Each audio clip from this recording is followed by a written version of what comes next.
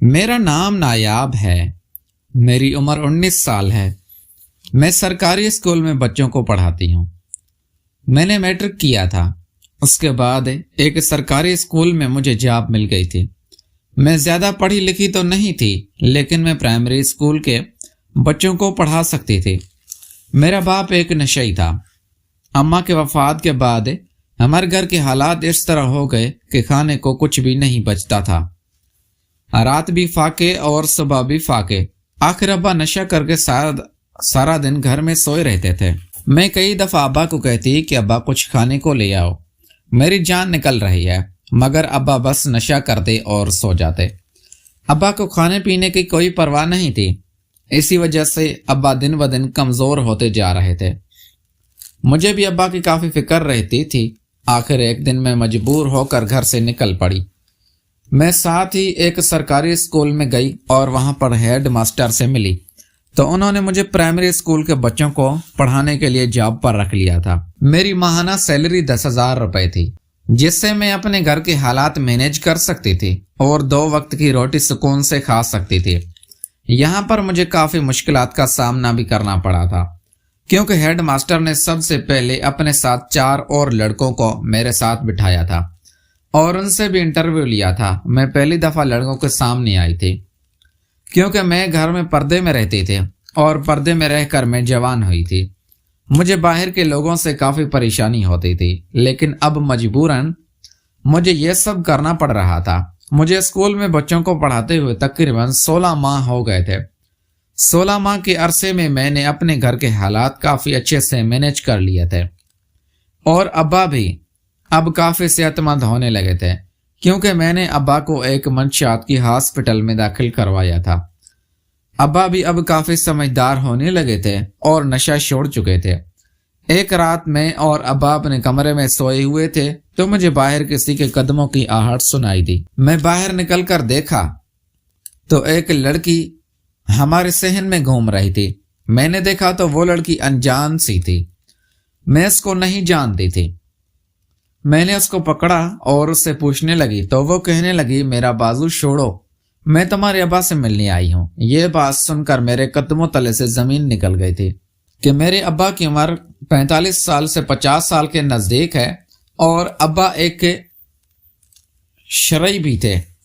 अब्बा नशे की लत लग छोड़ चुके थे, मगर अब ये किस काम में पड़ गए थे। मुझे हैरानी हो रही थी। उसने कहा, मैं तुम्हारे बाप की होने वाली बीवी हूँ। उस लड़की की उम्र तकरीबन 22 से 25 साल के नजदीक थी और वो काफी खूबसूरत थी। मैंने उससे पूछा कि तुमने अब्बा के अंदर ऐसा क्या देख लिया जो तुम मुझसे शादी करना चाहती हो। उसने कहा कि तुम्हारे अब्बा बहुत हैंडसम है और मुझे ऐसे हैंडसम मर्द बहुत पसंद होते हैं। मैं ये बात सुनकर काफी हैरान हुई थी और अपने कमरे में आकर सो गई थी और ये सोचने लगी थी कि अब्बा ये किस तरफ चल पड़े हैं और ये किस रास्ते पर रवां हो चुके हैं। बज़ाहिरा तो मेरे लिए ये शर्म की बात थी कि घर में जवान बेटी के होते हुए बाप बुरे कामों में पड़ चुका था, मगर अब्बा की इस हरकत को देखकर मेरे अंदर भी सोया हुआ शैतान जाग गया था और मुझे भी उन्हीं कामों में पड़ने की आदत होने लगी थी। मैं भी अब स्कूल जाते हुए आते जाते लड़कों को गौर से देखती और मैं उनमें इंटरेस्ट लेने लगी थी। एक दिन मैं स्कूल पहुंची तो गेट पर एक लड़का जिसका नाम राहत था, बहुत खूबसूरत लड़का था और वो हर रोज मेरे स्कूल आने पर गेट खोला करता था।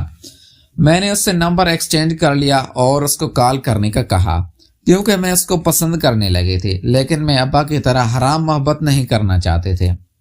लेकिन मुझे क्या पता था कि सारे मर्द ही एक जैसे होते हैं। राहत ने 2-3 माह तो मेरे साथ खूब प्यार मोहब्बत की बातें की, मगर आहिस्ता आहिस्ता उसकी मोहब्बत भी हवस में बदलने लगी। अब वो मेरे से अकेले में मिलने की ख्वाहिश करता। मैं मजबूर थी और मैं ऐसी लड़की भी नहीं थी कि मैं उसको फौरन इजाजत दे देती कि वो मेरे घर आ जाए और मुझसे बिला झिझक मिल सके, क्योंकि मैं दिन को घर में अकेली ही होती थी। अब्बा दिन को अपने दोस्तों के साथ घूमने फिरने निकल जाते थे और मैं घर में अकेली बोर होती रहती थी। मैं घर में ही राहत के साथ फोन पर बातचीत कर लेती تو کچھ دلی سکون مل جاتا تھا۔ ایک دن راحت مجھ سے ضد کرنے لگا کہ میں تمہارے گھر آ رہا ہوں۔ آخر میں نے بھی اس کو اجازت دے دی، کیونکہ وہ مجھے چھوڑنے کی باتیں کر رہا تھا کہ تمہاری محبت جھوٹی ہے اور تم جان بوجھ کر مجھ سے نہیں مل رہے۔ اس نے وعدہ کیا تھا کہ وہ مجھے ٹچ نہیں کرے گا، مگر جب وہ گھر آیا اور میرے پاس آ کر میرے ساتھ محبت کی باتیں کرنے لگا تو میرے اندر کا شیطان بھی جاگ گیا اور ہم نے نہ جانے انجانے میں سب کچھ کر لیا جو ہمیں نہیں کرنا چاہیے تھا۔ ہم نے تقریباً سارا دن ہی ایک دوسرے کی محبت میں گزارا تھا اور وہ سکون لے لیا تھا جو ایک مرد اور اس کی ہونے والی شریک حیات لیتے ہیں، مگر مجھے یہ پچھتاوا تھا کہ ہم نے شادی سے پہلے ہی ایک دوسرے سے مل ملاپ کر لیا تھا۔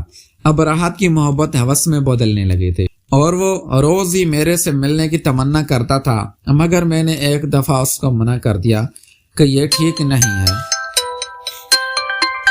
اور وہ روز ہی میرے ساتھ ملنے کی تمنا کرتا تھا، مگر میں نے ایک دفعہ اس کو منع کر دیا کہ یہ ٹھیک نہیں ہے اور ہم شادی کے بعد یہ سب کچھ کریں گے۔ تو اس نے میرا نمبر بلاک کر دیا اور میں تڑپ تڑپ کر مرنے لگی تھی اور یہی دعا کرنے لگی تھی کہ خدا کسی کو کسی کی محبت میں مبتلا نہ کرے۔